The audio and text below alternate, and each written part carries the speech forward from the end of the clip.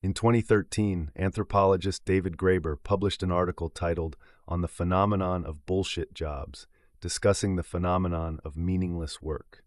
The controversial post received a tremendous response worldwide, with both people who challenged its thesis and support from those who confirmed its validity with their own depressing stories of how poorly they dealt with the modern labor market. 5 years later, David Graeber released a book, Bullshit Jobs, a Theory, which was a continuation and extensive development of the original article idea. So what exactly does it mean to have a bullshit job? Unfortunately, due to its subjective nature, the definition is difficult to describe precisely, but let's try to put it in simple words and find the common definition anyway. In general, you can say that a bullshit job is any type of job that contributes nothing or very little to the development of the world, society, or the improvement of people's quality of life. In other words, if your position were to suddenly disappear or someone else would replace you, no one would notice because it wouldn't matter to anyone.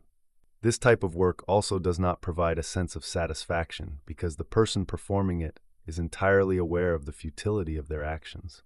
So how do we assess whether a job has meaning? Although it is extremely difficult to point to a universal measure for the sense of purpose felt by employees and the usefulness of their tasks, employee surveys can be of some help here.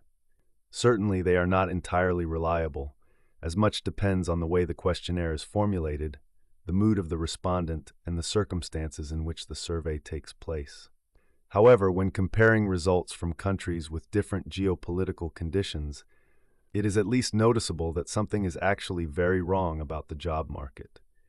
A few years ago, the public opinion research company YouGov conducted a survey among British workers in which only half stated that their work contributed something meaningful to the world. Meanwhile, 37% respondents to the question if their work brings value to the world said just no. What is worth noticing is that men had higher tendency to say that their work was meaningless. A similar situation occurred in a survey made by companies Schouten and Nelissen, where out of 1,900 Dutch employees, 40% believed that their work did not contribute anything significant to the world. In the United States, 19% of respondents in a study conducted by sociologist Simon Wallow, when asked about the usefulness of their work and the sense of a positive impact, answered never or rarely.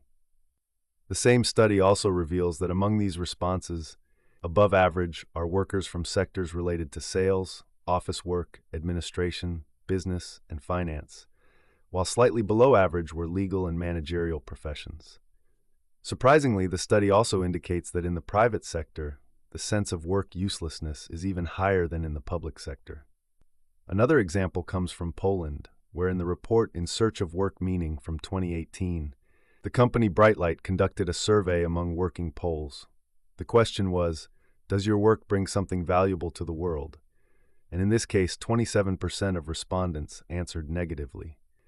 In my opinion, the conclusions from such a high percentage of responses indicating a lack of meaning in work raise some further questions and look quite alarming, to say the least.